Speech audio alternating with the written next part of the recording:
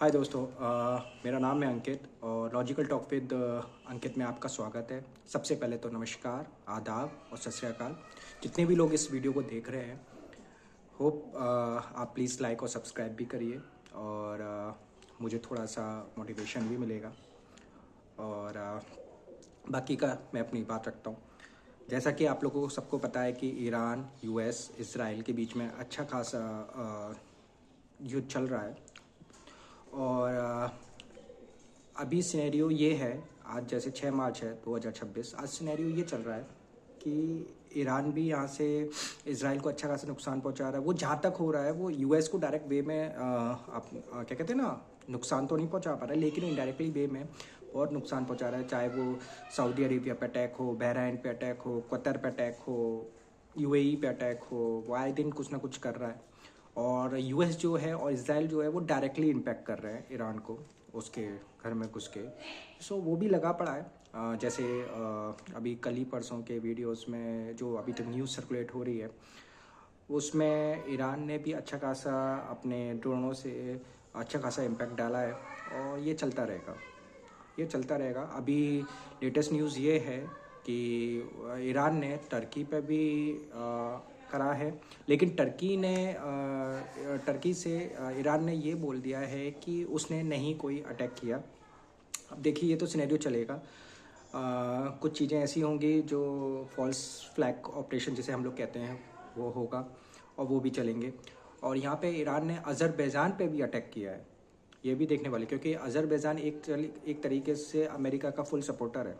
मतलब एक तरीके से उसका उस रीजन में अमेरिका फुल यूज़ करता है, उसे जैसे भी यूज़ करना चाहता है वो वैसे ही यूज़ करता है। तो ऑब्वियसली सी बात है। लेकिन अज़रबैजान ने भी बोल दिया है कि अगर ऐसा कुछ है तो आप वो भी अटैक करेगा। तो बेसिकली सिनेरियो जो है वो आगे के हिसाब से बिगड़ ही रहे हैं।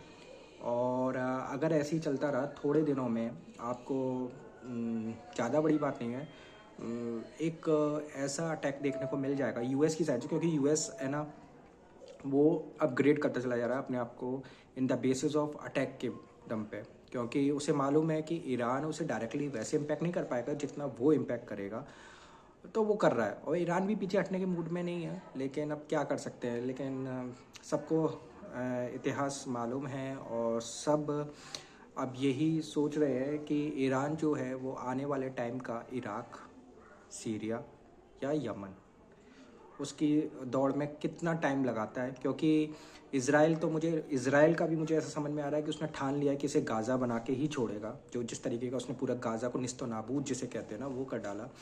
और Iran at the end of the day कितनी भी मिसाइल भेज ली, लेकिन वो जो उन लोगों का जो सिक्योरिटी अराउंड, वो कहते हैं ना कि जो उनका कवच है इज़राइल के, वो उसको भेद पाना इतना आसान लगता नहीं है।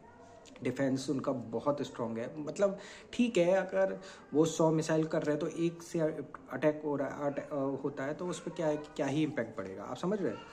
और यहाँ पे इज़राइल और वो क्या कहते यूएस मिल के दोनों एक क्योंकि अभी तक वैसी इमेजेस नहीं आ रही हैं बाहर निकल के, और ना ही वो इतनी न्यूज़ में सर्कुलेट हो रहा है due to some internet blockage के चक्कर में। और नहीं तो अभी तक जिस तरह की खबर आनी चाहिए थी, अभी तक जिस तरीके से लग रहा है कि ईरान को बहुत ज़्यादा नुकसान हुआ है, बहुत ज़्यादा। क्योंकि उसका डिफेंस इतना स्ट्रांग नहीं है जितना इज़राइल का डिफेंस स्ट्रांग है, एज़ कम्पेयर टू इज़राइल हुआ और बाकी के पे हुए। ठीक है, अब ये देखते रहेंगे और अब देखते हैं सिनेरियो क्या चलता है। लेकिन हाँ, ईरान भी अपने आप को कम नहीं समझ रहा है और वो करता रहेगा। जिस सिनेरियो में चल रहा है वो चलता रहेगा, और ऐसे ही चलता रहा तो बहुत मुश्किल होने वाली है आने वाले टाइम में ना, सब देशों के लिए। इनफैक्ट एक देश के लिए नहीं, सब देशों के लिए। सो इस चीज़ पे हम लोग बने रहेंगे और चलिए जुड़े रहिए। और अगर प्लीज़ थोड़ा सा लाइक और सब्सक्राइब ज़रूर करिए, थोड़ा सा सपोर्ट के लिए। Thank you.